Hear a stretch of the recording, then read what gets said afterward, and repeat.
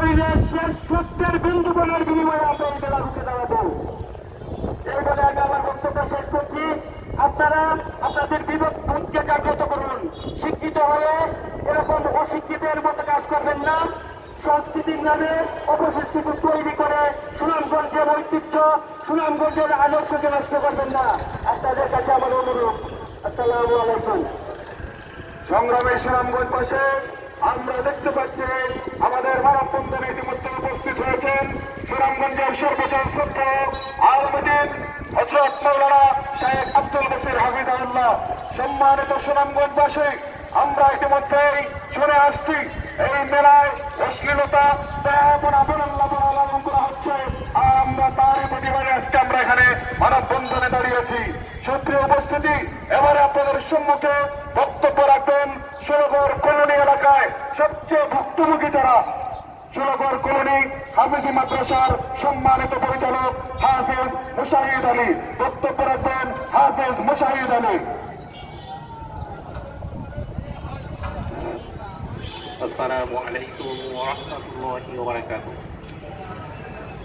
সম্মানিত সুনামগঞ্জবাসী, আপনারা সবাই দেখতেছেন আমরা যে উদ্দেশ্যে এখানে লাইন ধরে মানববন্ধন করতেছি।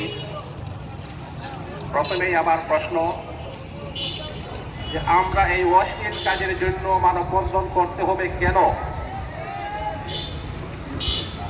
এত বিবেকবান প্রশাসন থাকতে, এত বিবেকবান সুনামগঞ্জের মানুষ থাকতে, সুশীল সমাজ থাকতে, আইন থাকতে, আমরা জানি যে বর্তমানে বৈষম্যবিরোধী সরকার ক্ষমতায় আছে। তাহলে এটা কি বৈষম্য না? তাহলে কেন আমাদেরকে এখানে মানববন্ধন করতে হবে? আমি ষোলগড় এলাকার সবচেয়ে নিকটের একটি হাফিজিয়া মাদ্রাসার শিক্ষক পরিচালক। আমি প্রতিদিন যে বিষয়টা উপলব্ধি করি যে বিশেষ করে ইফতের ছাত্রদের এবং অন্যান্য সব শিক্ষার্থীদের পড়ার সবচেয়ে গুরুত্বপূর্ণ সময় হচ্ছে মাগরিবের পর থেকে রাত 10টা পর্যন্ত। কিন্তু এই মেলায় মানুষের সমাগম হয়, দর্শনার্থীদের সমাগম হয় মাগরিবের পর থেকে শুরুই হয়।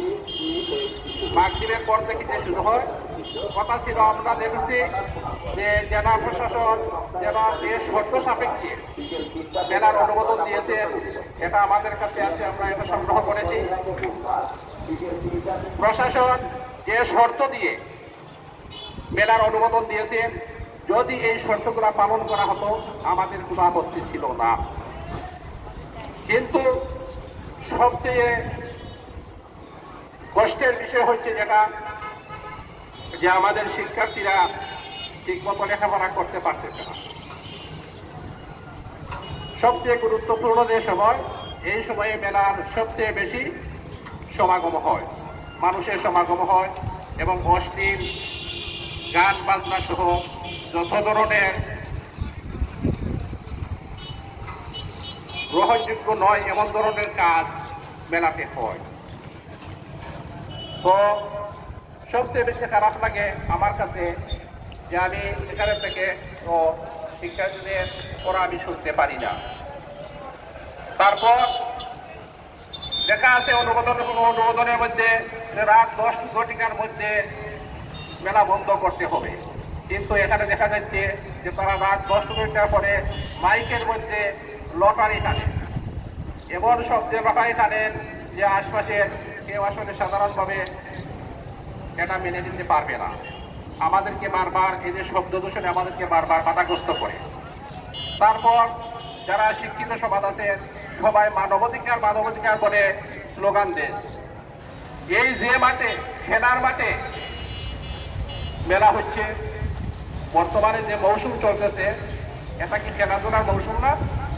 সমস্ত বৎসরের মধ্যে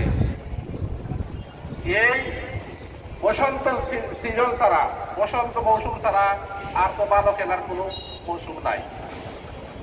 আরো কিছুদিন পরে বৃষ্টি বাদল হবে, এই বৃষ্টি বাদলের মধ্যে তো যুবক ছেলেরা, স্কুল মাদ্রাসার শিক্ষার্থীরা এখানে খেলাধুলা করতে পারবে না। কিন্তু এই মেলার নামে এই মাঠটাকে দখল করে রাখা হয়েছে, বাচ্চারা খেলতে পারতেছে না। আমাদের দাবি হইল আজকে যেহেতু মেলার সর্বশেষ দিন সমাপ্ত হয়ে যাবে, আমরা আশা করি যদি আর মেলার সময় বাড়ানো হয়, আমাদের নেতৃবৃন্দ বলেছেন যে আমরা আন্দোলন করব। আমার প্রশ্ন হইল আমরা আন্দোলন করতে হবে কেন? আমরা যাতে আর আন্দোলন করতে না হয়, এই ব্যাপারে আর যাতে আপনাদেরকে বলতে না হয়, আশা করি আপনারা বিবেক খাটিয়ে যথাযথ ব্যবস্থা নেবেন। এই বলে আমার সংক্ষিপ্ত বক্তব্য শেষ করলাম। আসসালামু আলাইকুম।